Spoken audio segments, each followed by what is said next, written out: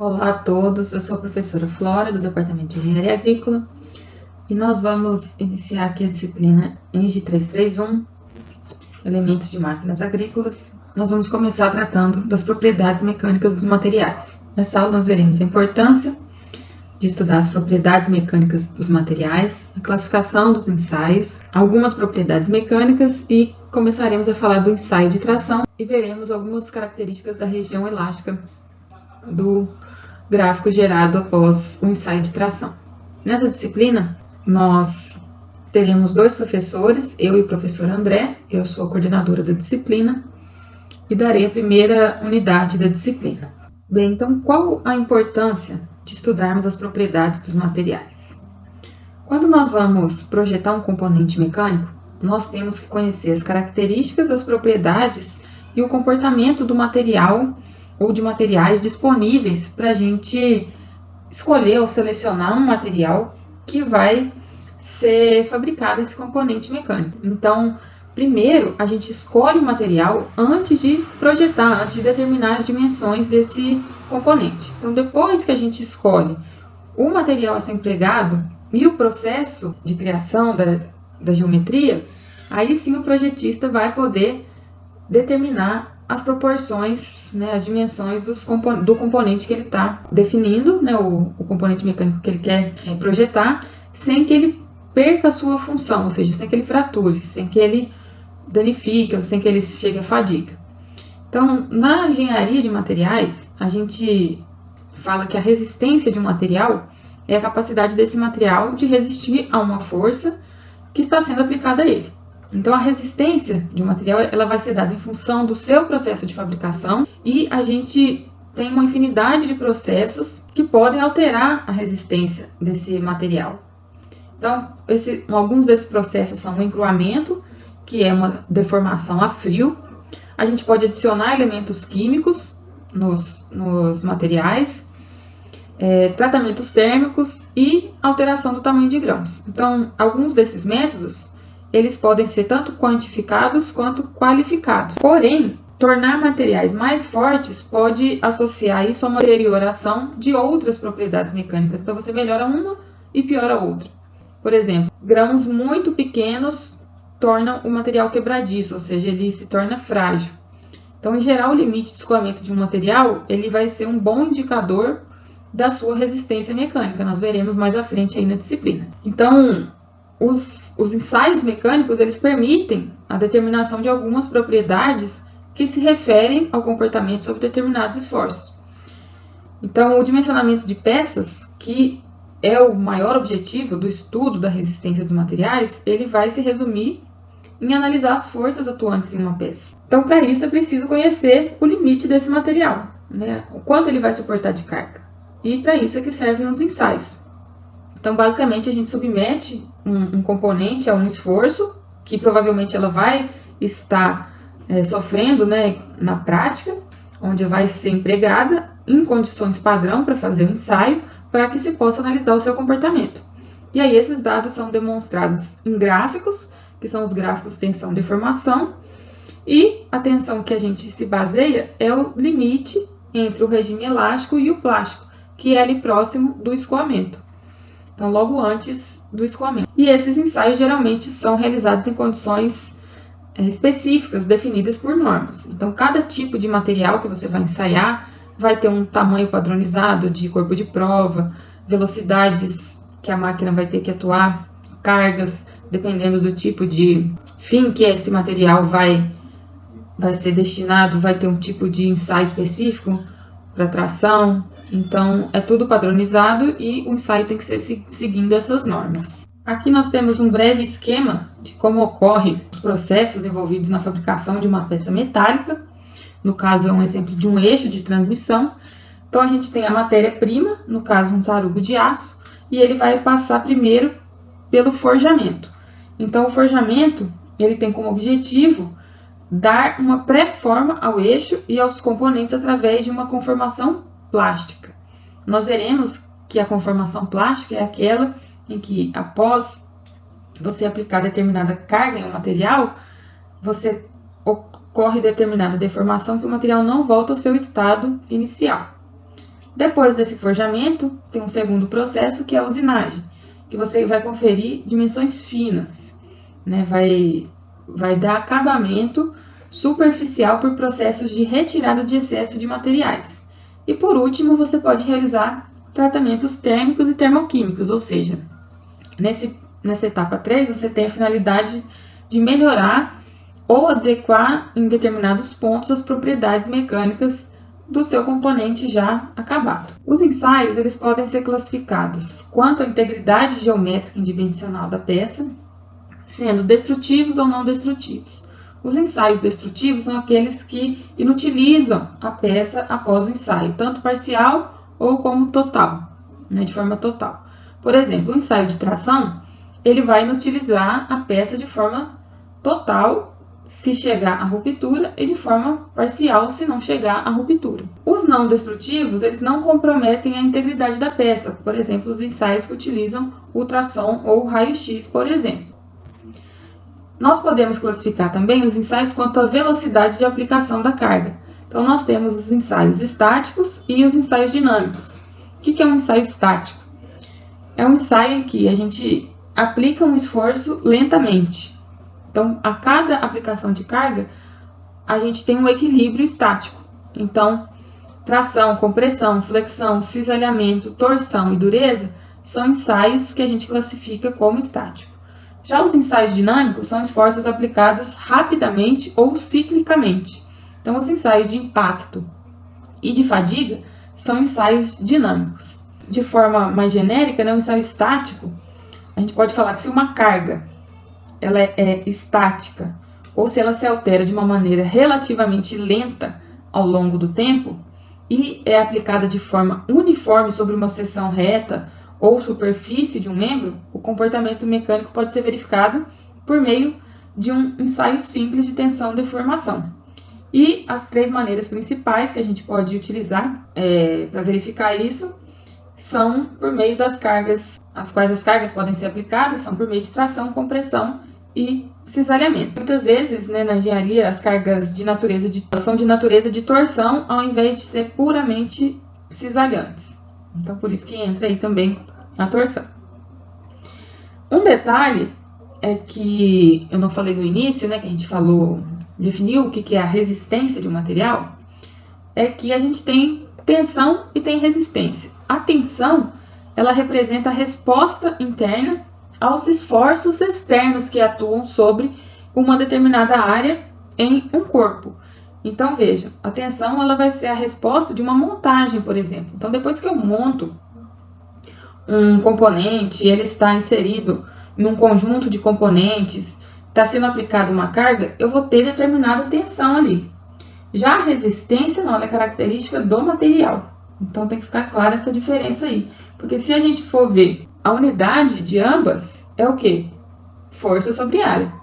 Então, a unidade é a mesma, mas o conceito é diferente. Vejamos agora algumas propriedades mecânicas. Então, essas propriedades elas definem o comportamento de um material quando ele está sujeito a esforços mecânicos.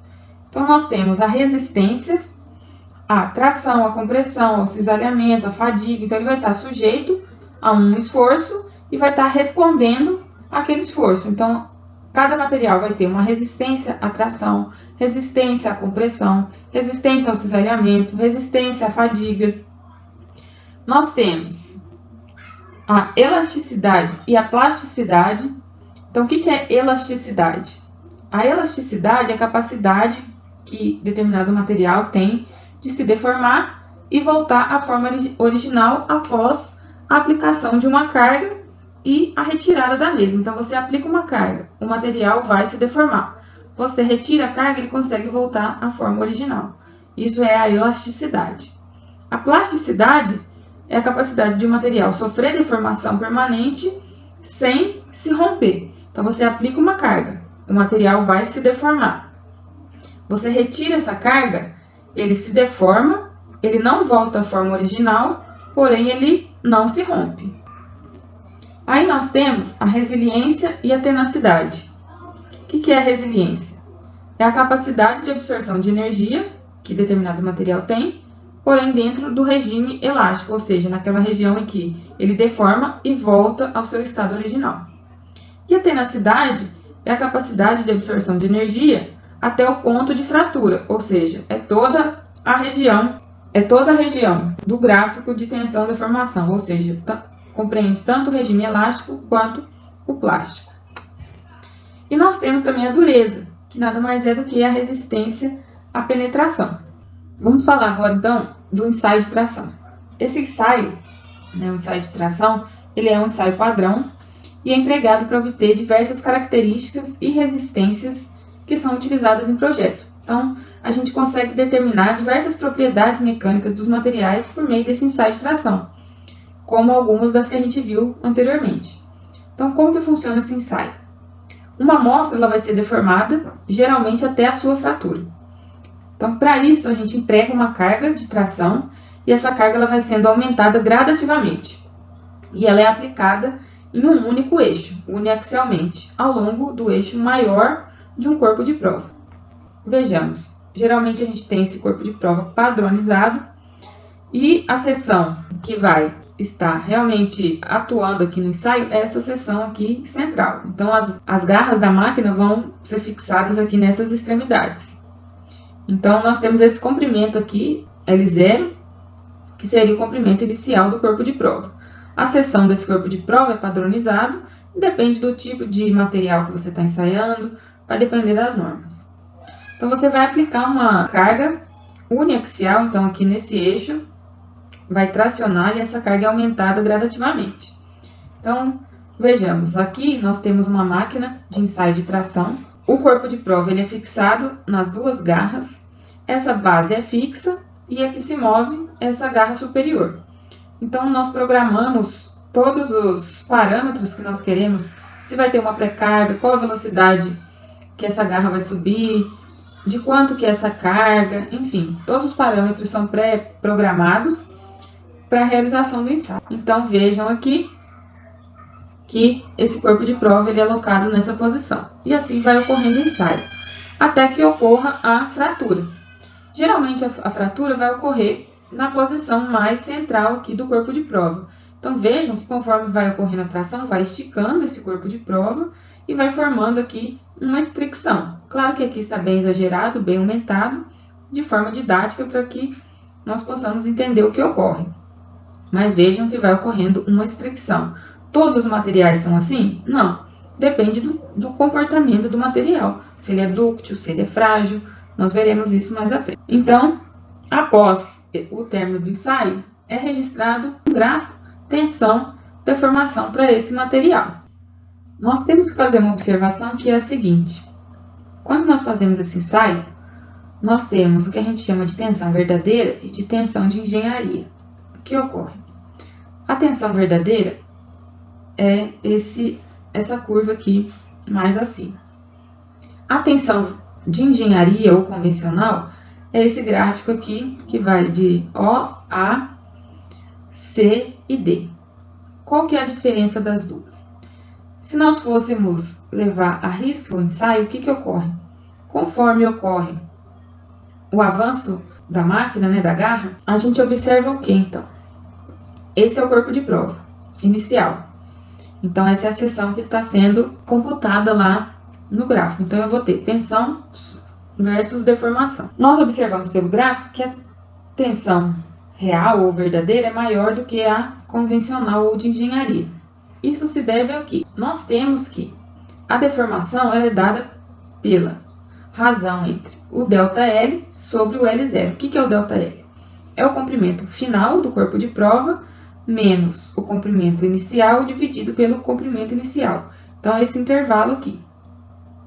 A tensão é o quê? A carga aplicada sobre a área da seção transversal do corpo de prova. Então, observe. Se a gente pegar a área da seção transversal para calcular a tensão, se a gente considerar, no caso, a tensão verdadeira, essa área sempre vai diminuir, porque aqui está ocorrendo uma estricção. Porque isso aqui, essa carga está tracionando o corpo de prova. Então, essa área vai sempre diminuir e essa carga vai sempre aumentar. Então, se essa carga sempre aumenta e essa área sempre diminui, a tensão sempre vai subir, que é o que está mostrando aqui nesse gráfico. Na verdade, a gente não conseguiria medir de forma fiel essa área de seção transversal. Por quê? Porque esse elemento vai ser destruído, vai chegar à ruptura. Então, convencionou-se medir a partir de uma seção transversal inicial, considerando ela fixa, a partir sempre da área de seção transversal inicial do corpo de prova. Então, todo mundo que faz ensaio de tração usa a tensão de engenharia para definir o gráfico tensão-deformação, que é esse aqui. Então, por isso que quando chega aqui no pico, né, próximo à ruptura, quando está esse ponto C, é o ponto de fricção, onde já vai começar a romper. Vejam que aqui tem um pico, sobe muito a tensão e rompe. Aqui não, quando começa esse pico, o que acontece? Cai, porque vai romper. Então, essa é a explicação aqui para a diferença dos dois gráficos, tensão de engenharia e tensão real ou verdadeira. Aqui nós temos um gráfico tensão-deformação enfatizando a região elástica do gráfico, que vai de O até A. Então vejam que nós temos várias regiões do gráfico tensão-deformação gerado após um ensaio de tração. Então nós vamos primeiro aqui focar nessa região elástica e suas propriedades. Essa região elástica, nós temos a primeira característica importante dela é que nós temos a tensão proporcional à deformação. E essa proporcionalidade é dada aqui pelo módulo de elasticidade E, ou módulo de Young. E esse módulo de elasticidade mede a rigidez do material. Nós vemos aqui também essa tensão, que é o limite de proporcionalidade. O que é isso? É a máxima tensão acima da qual o material não mais segue a lei de Hooke, ou seja, a partir daqui nós não temos mais região elástica. A partir daqui, nós entramos no comportamento plástico do material. Ou seja, de O até A, se nós aplicarmos uma carga e retirarmos essa carga, o material se deforma e volta ao seu estado original. Não tem deformação permanente do material. Já na região plástica, que nós veremos daqui a pouco, nós temos o quê? Deformação permanente. Então, se nós aplicarmos qualquer carga acima dessa região aqui, entre A e F, nós temos deformação permanente após a retirada da carga. Então, nós vamos focar primeiro aqui no estudo da região elástica. Vejamos aqui um exemplo de dois materiais com módulos de elasticidade diferentes. Nós temos um aço e o alumínio. Então, vejam que o aço ele tem aproximadamente 210 gigapascal de módulo de elasticidade e o alumínio 70 gigapascal de módulo de elasticidade. Então, o aço tem aproximadamente 3 vezes o módulo de elasticidade do alumínio. E nós podemos observar que quanto maior o módulo de elasticidade, menor a deformação elástica resultante na aplicação de uma determinada carga. Um detalhe também é que na borracha e também em outros elastômeros, a relação entre tensão e deformação ela não é linear e podem alcançar deformações elásticas da ordem de 100% ou também podem ultrapassar essa porcentagem. E nós temos algumas informações gerais. O módulo de elasticidade ele vai depender das forças de ligação entre os átomos. E como o espaçamento entre os átomos e a interação entre eles variam com a direção em um monocristal, o módulo de elasticidade ele vai depender da direção de aplicação da carga ou da tensão. Então, por exemplo, materiais que são compósitos e também as madeiras são chamados de anisotrópicos. O que isso quer dizer? São materiais que têm as suas propriedades distintas em diferentes direções cristalográficas. Elas podem ser maiores ou menores em diferentes eixos. Dependendo do eixo de aplicação da carga, pode ser que eu tenha maior módulo de elasticidade em determinado eixo do que em outro. Então, isso é um material anisotrópico, ele suporta mais carga, ele pode ser mais rígido em uma direção do que em outra, devido aí à conformação cristalográfica. Já os materiais isotrópicos, as propriedades, elas independem da direção que são analisadas, ou seja, as direções cristalográficas não vão interferir nas propriedades mecânicas que você avalia. Resumindo, né? Existe uma tendência dos grãos ter certos planos cristalográficos ou direções que são alinhadas com a direção da sua primeira conformação, ou seja, da sua conformação lá do encroamento, ou seja lá qual for a sua primeira conformação. E, como resultado disso, alguns sistemas são orientados, o que permite uma deformação mais fácil em algumas direções do que em outras. Então, isso cria uma condição de anisotropia plástica. Os ácidos são isotrópicos. Outra característica da região elástica, do gráfico tensão e deformação de um ensaio de tração, é a resiliência.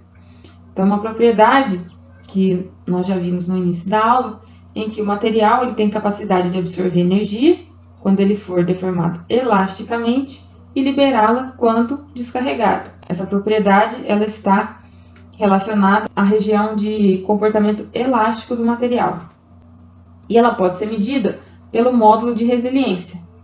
Então, para calcular a resiliência, basta a gente calcular a área abaixo da curva da região elástica. Ou seja, fazer a integral dessa área ou simplesmente calcular a área desse triângulo. Então, aí nós temos, fazendo a área desse triângulo, meio vezes base vezes altura. Então, nós temos a base, a área da base é o quê? A deformação, a altura e a tensão correspondente a essa deformação. Nós podemos substituir a deformação pela tensão sobre o módulo de elasticidade e aí nós chegamos em tensão ao quadrado sobre 2 vezes o módulo de elasticidade. A resiliência, nós podemos falar que os materiais resilientes são os materiais que possuem limites de escoamento elevados e módulos de elasticidade também elevados. Geralmente, um exemplo a gente pode citar é que materiais resilientes são aplicados para a construção de molas. Então, deixo vocês pensando o porquê. Outra característica que nós temos do ensaio de tração, que nós podemos tirar de informação, é o coeficiente de Poisson. Esse coeficiente ele mede a rigidez do material na direção perpendicular à direção de aplicação da carga uniaxial. Então, a gente considera que a deformação em X é a mesma que a deformação em Y. Por isso, a gente calcula somente um coeficiente de Poisson. Então, a gente calculou em X e em Z. Então, o Poisson nada mais é do que a medição da deformação em relação à direção longitudinal de aplicação da carga de um material homogêneo e isotrópico. Por isso que a gente considerou que a deformação em X é igual à deformação em Y. Para o aço, o coeficiente de Poisson ele é em torno de 0,3. Então, com isso, nós finalizamos essa primeira parte de propriedades mecânicas dos materiais.